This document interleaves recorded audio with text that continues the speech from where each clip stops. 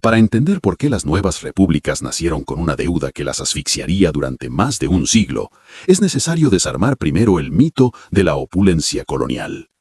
Hacia finales del siglo XVIII, los virreinatos españoles proyectaban una imagen de riqueza inagotable que encandilaba a Europa. Las minas de Potosí y Zacatecas habían inundado el mundo de plata, pero esa riqueza era en gran medida una ilusión de abundancia para los habitantes locales. El sistema económico virreinal estaba diseñado como un gigantesco mecanismo de drenaje. A través del monopolio comercial y una política tributaria agresiva, la corona española extraía el excedente para financiar sus guerras europeas y su burocracia. La economía interna se basaba en unidades de producción como la hacienda, que combinaban formas de servidumbre indígena con esclavitud, limitando el surgimiento de una burguesía con capacidad de reinversión. La realidad es que Hispanoamérica no poseía un sistema financiero propio. No había bancos. El crédito era un asunto de la Iglesia, que actuaba como el principal prestamista, o de redes de comerciantes que controlaban el intercambio. Cuando los criollos comenzaron a sentir los efectos de las reformas borbónicas que buscaban centralizar el poder y aumentar la recaudación, se dieron cuenta de que su libertad de acción se restringía cada vez más en favor de una nueva oleada de burócratas llegados de la península. El colapso del sistema no fue producto de una evolución natural, sino de un accidente histórico: la invasión napoleónica de España en 1808. Al ser capturado el rey Fernando VII y sustituido por José Bonaparte, el andamiaje administrativo del imperio se derrumbó desde adentro. El vacío de poder resultante obligó a las élites criollas a tomar decisiones para las que no estaban preparadas económicamente. Las independencias fueron, en palabras de algunos historiadores, prematuras. Se lanzaron a la construcción de estados nacionales en medio de una crisis de legitimidad y con las arcas vacías. La guerra que siguió fue devastadora. Entre 1810 y 1824, el continente perdió cerca de 1 millón de personas. La producción minera en México y el Alto Perú quedó paralizada. Las haciendas fueron abandonadas o saqueadas para alimentar a los ejércitos, y el ganado, motor de la economía rural, fue diezmado por la tracción animal requerida en las campañas. En este escenario de tierra arrasada, los nuevos gobiernos tenían un problema urgente. ¿Cómo pagar una guerra de liberación si la riqueza de las minas está bajo tierra y los campos están en llamas? La respuesta no estaba en América, sino en una pequeña milla cuadrada de Londres. Mientras las tropas patriotas luchaban en los Andes, en la City de Londres se libraba una batalla diferente por el control de los mercados globales. Tras la derrota definitiva de Napoleón en 1815, Gran Bretaña emergió como la única superpotencia industrial y financiera del planeta hasta ese momento. La City, su distrito financiero, se convirtió en el taller del mundo y en el mercado de capitales más importante de la historia hasta ese momento. Para los banqueros británicos, el desmembramiento del Imperio español era la oportunidad del siglo. El monopolio de Madrid mantenía las puertas de Hispanoamérica cerradas a los productos ingleses durante 300 años. Ahora, con la caída de la monarquía española, Londres veía la posibilidad de expandir su comercio, acceder a las legendarias minas de oro y plata y garantizar su predominio naval en ambos océanos. Pero este interés no era por amor a la libertad, era una estrategia de negocios fría y calculada. Los arquitectos del crédito, Rothschild y Baring Brothers. Dos nombres dominaban el firmamento financiero de la época. Baring Brothers, conocida coloquialmente como Barings, era tan poderosa que incluso la reina Victoria comentaba en su diario sobre el peligro que supondría su quiebra para la estabilidad de todo el imperio. Barings ya conocía el mercado hispanoamericano. Durante las guerras napoleónicas habían actuado como intermediarios para mover plata mexicana hacia Europa con el beneplácito del propio gobierno español, demostrando que para el capital las banderas son secundarias. Por otro lado, los Rothschild, liderados por Nathan Mayer Rothschild en Londres, adoptaron una táctica de pinza. Mientras vigilaban los bonos de deuda de los nuevos estados, se aseguraban de controlar suministros estratégicos. En 1835, los Rothschild consiguieron el monopolio del mercurio de las minas de Almadén en España, lo cual era fundamental, porque sin mercurio no se podía procesar la plata en América. Al controlar el mercurio, los Rothschild controlaban indirectamente la rentabilidad de todas las minas de México y Perú. La pieza maestra de este plan fue la diplomacia de George Canning. El secretario de Exteriores británico comprendió que el reconocimiento oficial de las repúblicas americanas era un as bajo la manga. Canning condicionó este reconocimiento a una apreciación práctica. Si el Estado era lo suficientemente fuerte para mantenerse estable y, sobre todo, si estaba dispuesto a honrar las deudas contraídas con los súbditos británicos, esta fue la verdadera trampa de legitimidad. Los libertadores necesitaban ser reconocidos para comerciar y para evitar una nueva invasión de la Santa Alianza Europea. Los banqueros de la City, por su parte, solo soltaban el dinero si había una apariencia de legalidad internacional. Así se creó un círculo vicioso en donde la independencia política se compraba con una dependencia financiera que hipotecaba el futuro. El reconocimiento británico de 1824 y 1825 no fue un brindis a la libertad, sino la firma de un contrato de arrendamiento sobre la soberanía de todo un continente. Anatomía de la trampa. Los préstamos de 1820-1825. Entre 1822 y 1825, la Bolsa de Londres vivió una manía por los valores latinoamericanos. Los ahorradores británicos, desde viudas hasta clérigos y militares retirados, se lanzaron a comprar bonos de naciones que apenas sabían ubicar en el mapa, atraídos por promesas de intereses de hasta el 6% o 7%, cuando los bonos ingleses apenas daban el 3%. Pero lo que para los inversores era una apuesta arriesgada, para los nuevos países fue una operación de usura de dimensiones colosales. La anatomía de estos préstamos revela un patrón de saqueo financiero. El valor nominal del préstamo, lo que el país se comprometía a pagar al final del plazo, era una cosa, y el valor de emisión, lo que los banqueros realmente lograban vender en el mercado, era otra muy distinta. Además, los bancos se cobraban comisiones abusivas por adelantado y retenían años enteros de intereses para mayor seguridad de los inversores. En 1824, México contrató su primer gran préstamo con la casa B.A. Goldschmidt & Co., con un monto nominal de 16 millones de pesos. Sin embargo, debido a que los bonos se vendieron al 50% de su valor y a las altísimas comisiones, el gobierno mexicano recibió únicamente unos 6 millones de pesos.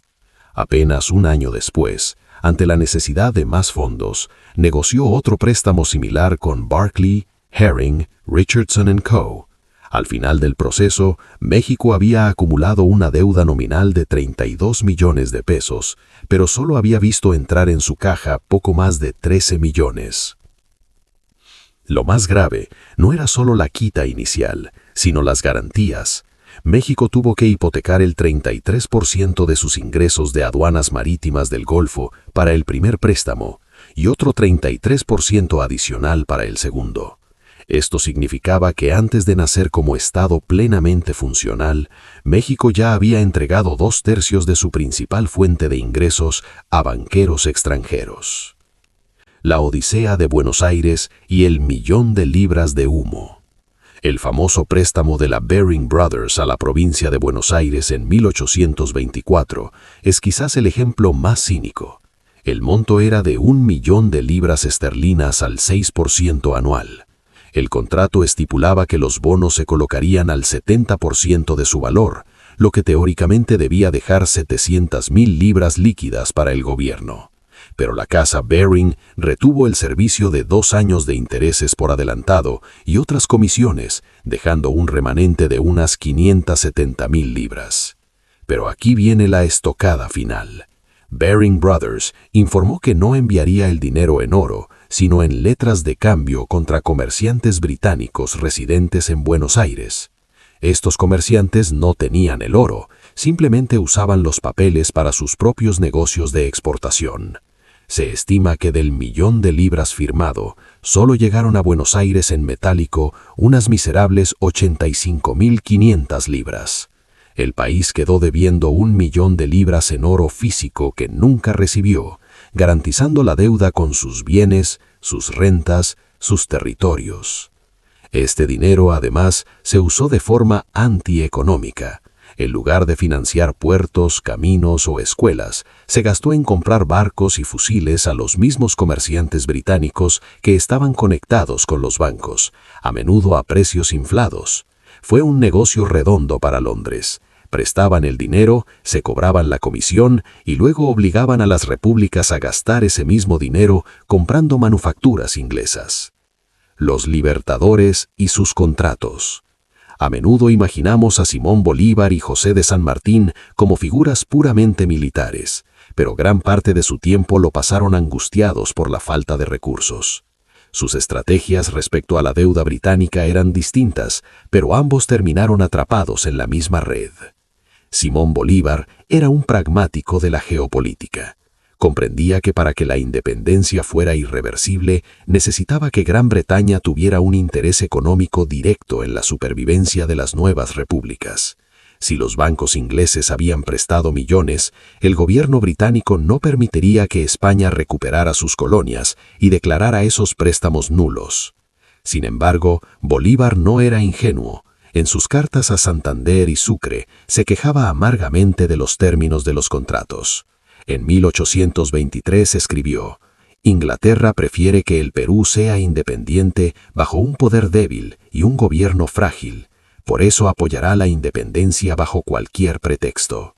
Su frase más profética fue: «Al final lo haremos todo, pero la deuda nacional nos oprimirá. Es un caos de horrores, calamidades y crímenes». Bolívar llegó a contemplar la venta de minas y tierras públicas como única salida para satisfacer a los vultures o buitres que trituraban las entrañas de Colombia. A diferencia de Bolívar, San Martín no fue el niño mimado de la City. Aunque su plan de cruzar los Andes y atacar Lima por mar fue una obra maestra de genio militar, Londres lo veía con cautela. Inglaterra prefería tratar con una España debilitada antes que con un bloque soberano liderado por un hombre que hablaba de libertad verdadera y no solo de libre comercio. San Martín tuvo que financiar su campaña con migajas, recurriendo a contribuciones forzosas y al apoyo de Chile.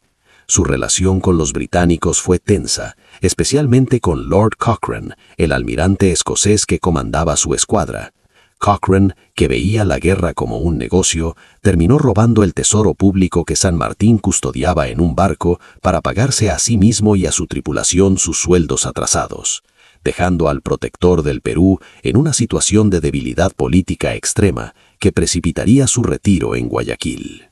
Para la guerra, los contratos firmados por los agentes de los libertadores habían hipotecado prácticamente todo lo que tenía valor en el continente. No solo eran las aduanas, se entregaron concesiones mineras, derechos sobre la explotación de tabaco y sal, y vastas extensiones de tierras baldías. Se establecieron cláusulas que prohibían a los estados americanos pedir préstamos a otras naciones sin el consentimiento de los acreedores británicos, creando un monopolio financiero que sustituía al antiguo monopolio comercial español.